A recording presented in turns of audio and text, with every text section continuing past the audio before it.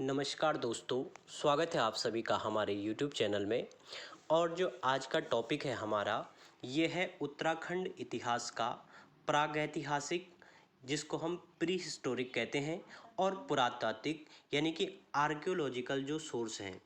जब हम उत्तराखंड के इतिहास या देश का कोई भी इतिहास पढ़ते हैं तो उस इतिहास को जानने के हमारे पास कुछ सोर्सेज होते हैं, जिसके आधार पर हम पता करते हैं कि उस समय ये स्थान अस्तित्व में था या नहीं था, और अगर था तो किस प्रकार से अस्तित्व में था। तो इसी तरीके से हम उसके सोर्सेज देखते हैं। जैसे हम साहित्यिक स्रोतों की बात करते हैं, वहाँ पे जो किताबें हम देखते हैं कि किताबों में क्या क्या लिखा है, पुरानी किताबों में। इसी प्रकार से प्रागैतिहासिक यानी कि जो हिस्ट्री के जो पाषाणकालीन या पुरातत्व, इस तरीके की जो चीज़ें हमें देखने को मिलती हैं, उनके आधार पे हम बात करते हैं कि उस समय के इतिहास में इस स्थान का क्या महत्व रहा होगा। तो जहाँ तक उत्तराखंड की हम बात करते हैं, उत्तराखंड के पुरातात्विक स्रोतों की बात करेंगे या प्रागैतिहासिक जो सोर्स की बात करेंगे, तो इसके जानने के लिए हमारे पास ये चार चीज़ें होनी चाहिए, और हम इन चार चीज़ों का अध्ययन करते हैं।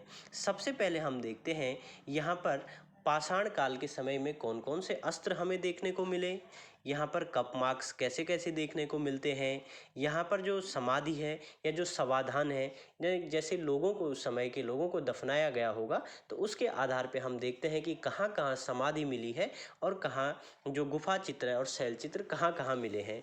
दरअसल हम उत्तराखंड के इतिहास को जब देख रहे हैं और जो पेपर का कॉन्सेप्ट बन रहा है, यहाँ से भी 2-3 प्रश्न हर बार बनने को देखने को मिलते हैं, और थोड़ा सा ये कॉम्प्लिकेटेड चैप्टर है, प्रॉपर वे में दिया नहीं है। तो उसी को हम प्रॉपर तरीके से पढ़ेंगे कि कैसे इसको, और सबसे मेन चीज़ है ट्रिक के माध्यम से हम इसको देखेंगे। तो सबसे ज़्यादा प्रश्न बनते हैं हमारे गुफा चित्र और शैल चित्र से। तो आइए हम बात करते हैं गुफा चित्र और शैल चित्र की। गुफा से और शैल चित्र का मतलब ये हुआ कि जो उत्तराखंड में प्रागैतिहासिक काल की जो हमें गुफाएं देखने को मिली हैं, या जो पत्थरों पे जो चित्र बने हुए हैं, इसका मतलब है इस चीज़ से कि जो पत्थरों पे चित्र बने हैं, तो पत्थरों पे वैसे रॉक फिगर कहीं इस तरीके से नहीं बने हुए हैं। मेनली जो यहाँ बने हैं ये है हमारे पास गुफा चित्र। ठीक, तो मतलब दोनों का एक ही हुआ। शैल चित्र का मतलब ये होता है कि जो पत्थरों पे चित्र बने हुए हैं, और गुफा चित्र का मतलब है कि गुफाओं पे चित्र बने हैं। तो उत्तराखंड में हमें गुफाओं पे जो चित्र देखने को मिलते हैं, वो मेनली हमें दो जगह से देखने को मिलते हैं। एक हमारा आता है जिला अल्मोड़ा, और दूसरा आता है चमोली। तो सबसे पहले हम बात करेंगे अल्मोड़ा ज़िले में। दोस्तों, आपने पढ़ा होगा अल्मोड़ा ज़िले में हमें अनेक गुफाएं देखने को मिलते हैं, अनेक शैल चित्र देखने को मिलते हैं। तो अब हम उन शैल चित्रों को किस तरीके से याद करेंगे, तो उसके लिए मैंने एक ट्रिक बनाई है। इस ट्रिक के माध्यम से हम याद करेंगे। ट्रिक क्या है? ट्रिक है हमारी, फड़ीबाज लाला के पेट में अल्मोड़ा के फल। क्या ट्रिक है? फड़ीबाज लाला के पेट में अल्मोड़ा के फल। देखते हैं दोस्तों ट्रिक को, वन बाय वन एक एक शब्द को यहाँ पे डिस्क्राइब करते हैं। सबसे पहले हम बात करते हैं फड़ीबाज। फड़ीबाज का मतलब हो गया फड़का नौला। ला से हो जाएगा आपका लाखू गुफा या लाखू उडियार। दूसरे ला से हो जाएगा, लाला है ना, फड़ीबाज लाला, तो पहले ला से लाखू उडियार और दूसरे ला से लुइथाप। फिर पेट, पेट से आ जाएगा आपका पेटशाली, और फिर है अल्मोड़ा। अल्मोड़ा का मतलब है कि अल्मोड़ा ज़िले में जो जो शैल चित्र हैं, और फल का मतलब हो जाएगा फल सीमा। तो इस ट्रिक के माध्यम से देखिए, एक प्रश्न तो यही बनता है हमारे पास, जैसे नॉर्मली क्वेश्चन बनता है कि लुइथाप गुफा कहाँ है, या लखू उडियार की गुफा कहाँ है, पेटशाली गुफा कहाँ है, फल सीमा की गुफा कहाँ देखने को मिलती है, या फड़का नौला की गुफा कहाँ देखने को मिलती है। इस प्रकार का प्रश्न हमें देखने को मिलता है। तो ये इसी ट्रिक से हमारा कंप्लीट हो जाएगा। 1-2 नंबर के जो क्वेश्चन है वो इस ट्रिक से हो जाएगा। अब हम क्या करेंगे, इसका 1 बाय 1 यानी कि प्रत्येक गुफा के बारे में हम कंप्लीट जानकारी की चर्चा करेंगे। तो सबसे पहले इसमें जो सबसे इम्पोर्टेंट हमें देखने को मिलता है वो है लखू उडियार। लखू उडियार का मतलब जो है, ये लखू गुफा है। लखू गुफा या लखू उडियार, उडियार का मतलब देखिए दोस्तों ऐसा होता है कि एक गुफा जैसी होती है पत्थर की, है ना, इसके अंदर थोड़ा स्पेस होता है। तो प्राचीन मानव की हम जब बात करते हैं तो जब उस समय रहने के लिए घर नहीं होते थे, मनुष्य जो है जंगलों में रहा करता था, तो गुफाओं में थोड़ा सा एक सेफ्टी हम देख सकते हैं कि यहाँ पे आदमी धूप से बच सकता था, बरसात से बच सकता था। तो जब मनुष्य इन जगहों पर रहा होगा तो उसने जो चीज़ें देखी होंगी उसका उसने चित्र बनाया होगा। ये कॉन्सेप्ट इसको लेके चला जाता है। तो लघु उड्यार का मतलब है हमारा कि जो कहने का मतलब ये है कि यहाँ पे अनेक गुफाएं मिली हैं, तो उसी नाम से इसका नाम लघु उड्यार मिलता है। कहाँ ये है, ये जगह कहाँ पड़ती है? तो अल्मोड़ा जिला तो हम देख ही चुके हैं ट्रिक के माध्यम से कि अल्मोड़ा में ये देखने को मिलता है। अब अल्मोड़ा में जो नदी है, सुयाल नदी के तट पर बाड़ाछीना के पास दल बैंड में हमें ये जगह देखने को मिलती है।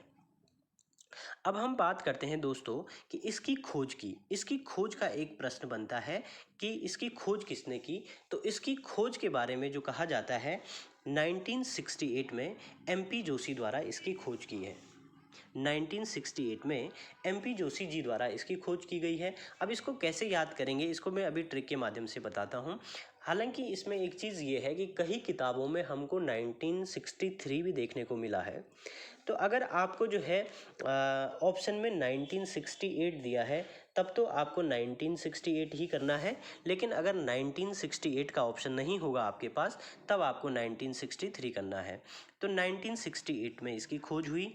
आकार इसका नागफनी के आकार का है। जो ये शैल चित्र है ये इस प्रकार से बना हुआ है, मेनली इस प्रकार से इसका बना हुआ है, ये नागफनी के आकार का बना हुआ है। फिर इसमें किस तरीके के चित्र मानव द्वारा दिखाए गए हैं? इसमें जो चित्र आपको दिखाए गए हैं मानव और पशुओं के रंगीन चित्र हैं।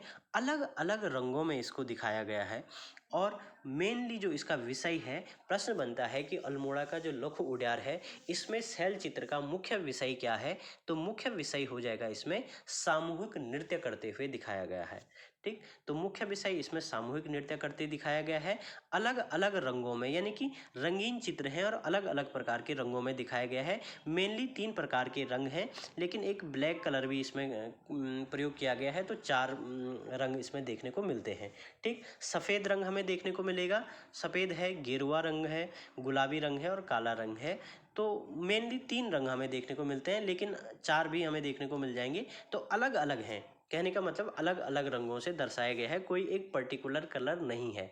इसका मतलब मेनली ये हुआ कि किसी एक पर्टिकुलर कलर से नहीं है, बल्कि अलग अलग रंगों से चित्रण किया गया है। अब हम देखते हैं कि जो इसकी तुलना है, इसकी तुलना की गई है मध्य प्रदेश में भीमबेटका की गुफाओं से। तो अब हम इसको याद कैसे करेंगे भाई? इसकी तुलना हुई है एमपी की भीमबेटका की गुफा से। ठीक, तो एमपी यहाँ भी आ जाएगा और खोज किसने की? एमपी जोशी ने की। तो इस तरीके से भी हम याद करेंगे कि खोजकर्ता भी एमपी हैं और तुलना भी एमपी की भीमबेटका की गुफा से है।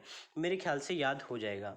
दूसरा तरीका याद करने का ये है, लाखों का मतलब कितना हो गया? लाखों का मतलब हो गया लाख से, है ना? तो जब लाखों हैं, तो जैसे अभी हम देख रहे हैं कि जब चुनाव हो रहा है, अभी एमपी का चुनाव होने जा रहा है, तो एमपी के चुनाव में लाखों के रुपए की खर्च की जो आपका इलेक्टोरल बॉन्ड है, या लाखों रुपए का आप मतलब इस चीज़ को जोड़ने का प्रयास कीजिएगा, तो लाख यहाँ से हमें मिल जाएगा कि लाखों। ठीक, और नागफनी के आकार का है। तो अगर आप नागफनी पे कांटे भी देखेंगे तो लाखों तरीके के कांटे आपको नागफनी में देखने को मिल जाएंगे। दोस्तों, ये सिर्फ एक याद करने का एक तरीका होता है, आप अपने तरीके से भी याद कर सकते हैं। ये कोई मैं अलग से नहीं बता रहा हूँ कि आप इसी तरीके से याद कीजिए, बस चीज़ों को थोड़ा सा जोड़ना आना चाहिए। तो जब हमें चीज़ें जोड़नी आ जाती हैं तो चीज़ें हमारे माइंड में सेट रहती हैं। तो इस तरीके से हम याद करेंगे कि नागफनी का आकार है, तो नागफनी में अगर हम कांटे देखेंगे, लाखों कांटे हैं, इस तरीके से हम याद कर सकते हैं। और इसका जो तुलना है वो एमपी की यानी मध्य प्रदेश में भीमबेटका की गुफाओं से इसकी तुलना की गई है। तो दोस्तों, आज के वीडियो में हम इतना ही करेंगे। आगे वाले वीडियो में हम अन्य शैल चित्र और चमोली ज़िले में मलारी हो गया और किमनी गांव हो गया, इसकी भी चर्चा करेंगे डिटेल में। तो बने रहें चैनल के साथ। और अभी तक अगर आपने जो है वीडियो को चैनल को सब्सक्राइब नहीं किया है तो चैनल को सब्सक्राइब करें दोस्तों, और बने रहें। और अगर आपको वीडियो अच्छी लगे तो लाइक ज़रूर कीजिएगा दोस्तों, कमेंट्स कीजिएगा और शेयर ज़रूर कीजिएगा अगर वीडियो आपको अच्छी लगती है तो। बने रहें चैनल के साथ। धन्यवाद।